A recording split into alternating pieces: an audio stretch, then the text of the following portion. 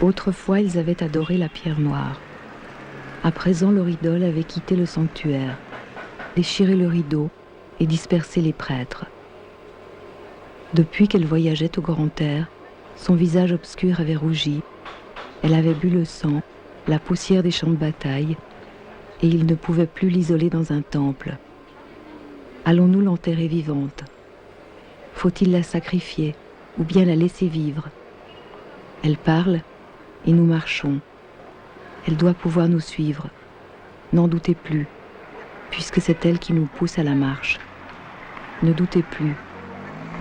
La voici arrivée à la hauteur de sa légende, après d'absurdes persécutions. La voici libre et pourtant, on l'avait crue morte, car nous l'avions perdue dans la guerre. Perdue, reconquise. Et rien ne la menace autant que la fougue de ses propres guerriers. C'est que nous l'aimions trop, et qu'en amour nous sommes féroces.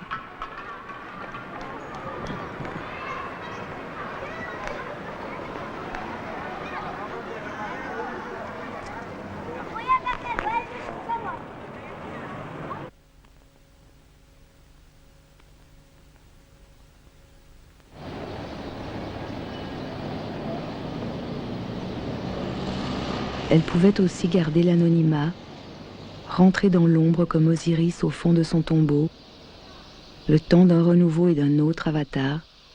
Elle était née là et ailleurs. Combien de peuples avaient laissé, dans le sang noir et la terre rouge, le signe et le regret de leur enfance turbulente, sans savoir quelle beauté allait grandir loin d'eux, sans eux, contre eux, pour rejeter un jour le voile de la pudeur et s'offrir au dernier d'entre eux qui la ramènerait enfin à sa famille, dans un linceul ou dans un palanquin, libre ou morte, arrachée à la réclusion, à la profanation, à l'esclavage.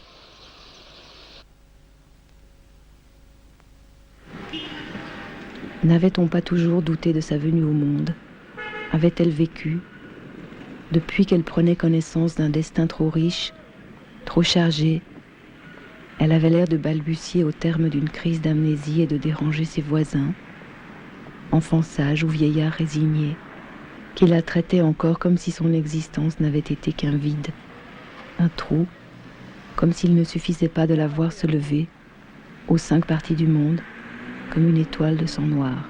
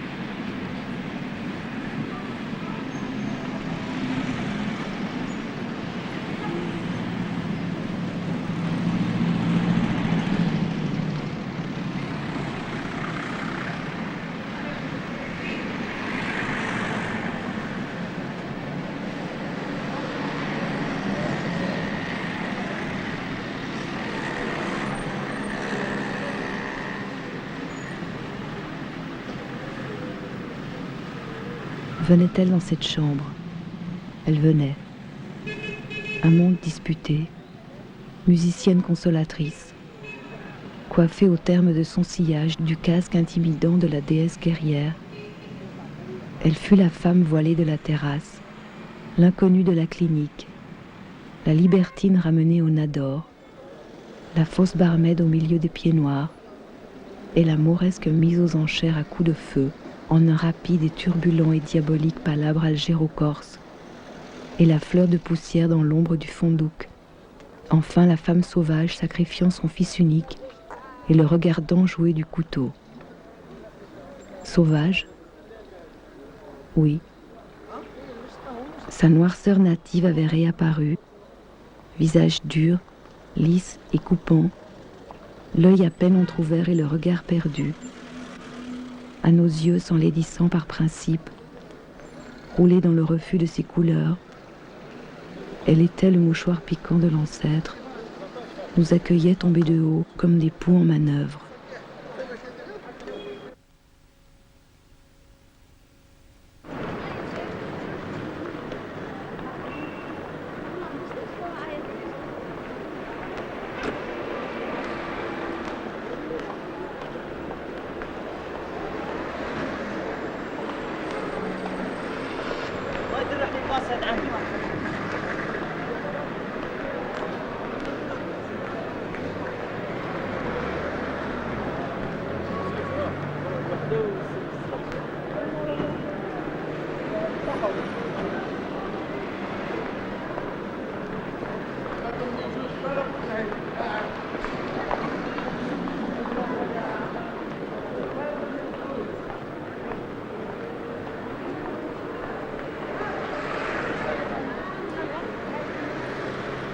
Rarement, avec un soupir, elle retrouvait le collier d'ambre qu'elle mordait ou triturait, et brandissant le luth fêlé de son ultime admirateur, visage de prison, qui prononçait son nom de cellule en cellule, sans parler de Mourad et sans parler du bagne, sans parler de l'aveugle, un nommé Mustapha, que poursuivait son ombre en une autre prison, lui qui avait pourtant franchi les portes, mais il ne savait pas qu'il était libéré.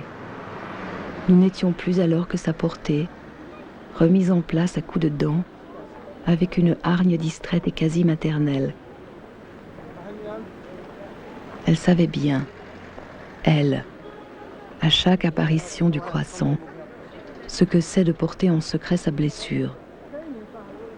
Elle savait bien, elle, en ses seins pleins de remous, ce qu'était notre fringale. Pouvait-elle, sillon déjà tracé, ne pas pleurer à fleur de peau la saison des semailles? Même à sa déchirure de rocaille, pouvait-elle ignorer comment se perdent les torrents, chassés des sources de l'enfance, prisonniers de leur dangereuse, surabondante origine, sans amour ni travaux? Fontaine de sang, de lait, de larmes, elle savait d'instinct, elle, comment ils étaient nés, comment ils étaient tombés sur la terre, et comment ils retomberaient, venus à la brutale conscience, sans parachute, éclatés comme des bombes, brûlés l'un contre l'autre, refroidis dans la cendre du bûcher natal, sans flamme ni chaleur, expatriés.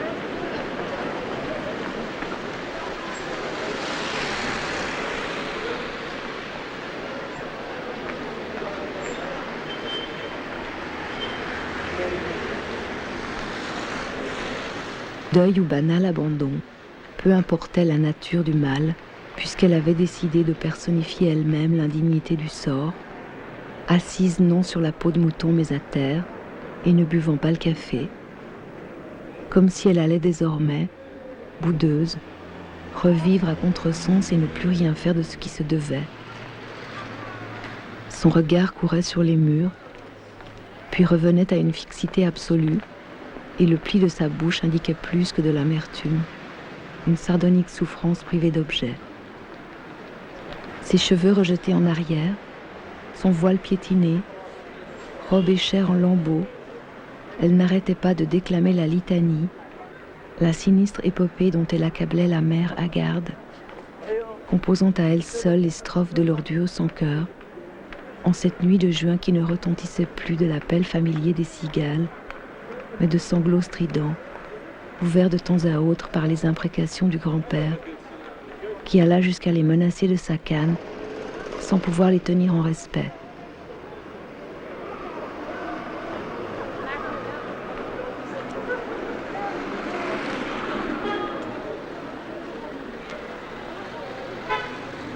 Souvent, il s'enfonçait dans la forêt, en suivant le rumel.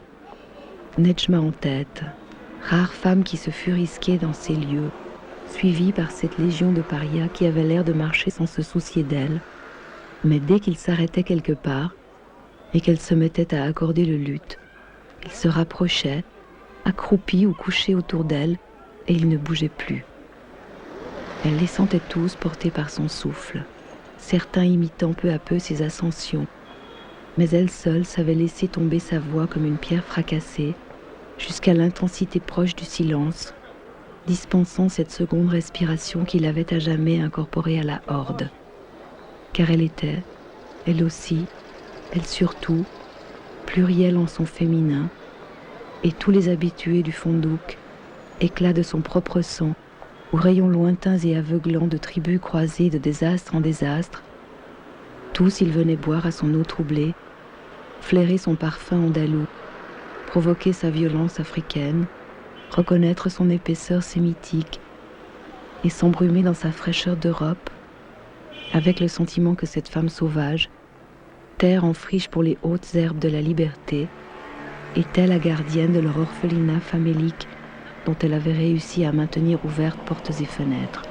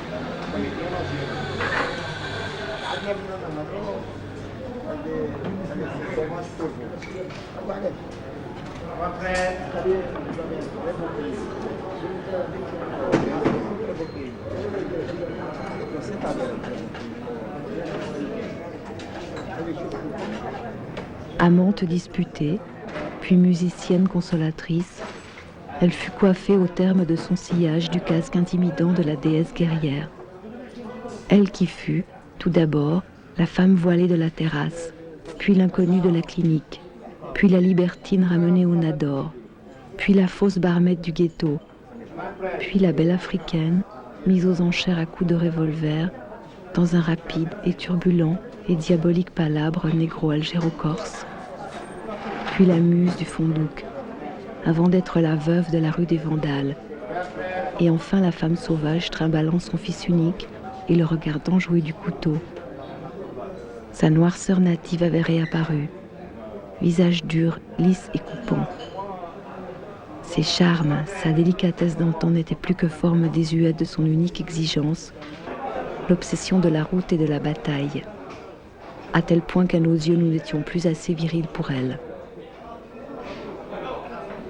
Rarement, en un long soupir entrecoupé, elle respirait son collier d'ambre qu'elle portait par-dessus la chemise et qu'elle mordait ou triturait tranquillement, marchant du même pas que la bande et n'ayant à la main que le luth dont elle ne pouvait plus jouer.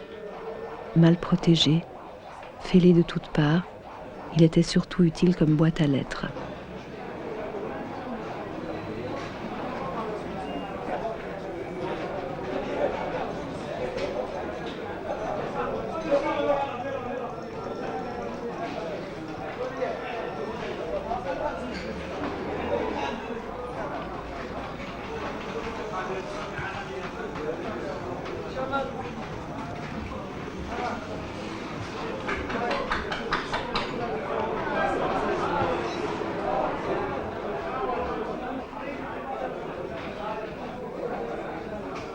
À nos yeux s'enlaidissant par principe, roulée dans le refus de ses couleurs, elle était le mouchoir piquant de l'ancêtre, nous accueillait tombés de haut comme des poux en manœuvre, et nous n'étions plus alors que sa portée remise en place à coups de dents, avec une hargne distraite.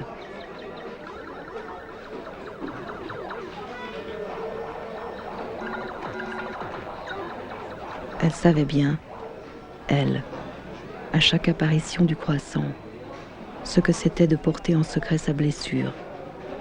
Elle savait bien, elle, en ces seins pleins de remous, ce qu'était notre fringale.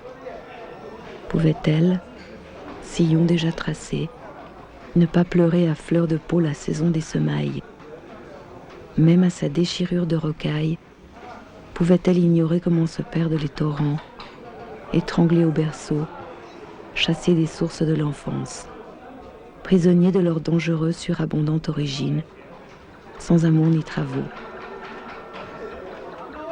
Fontaine de sang, de lait et de larmes, elle savait d'instinct, elle, comment ils étaient nés, comment ils étaient tombés sur la terre, et comment ils retomberaient, venus à la brutale conscience, sans parachute, éclatés comme des bombes, brûlés l'un contre l'autre, expatriés dans la cendre du bûcher natal, sans flamme ni chaleur,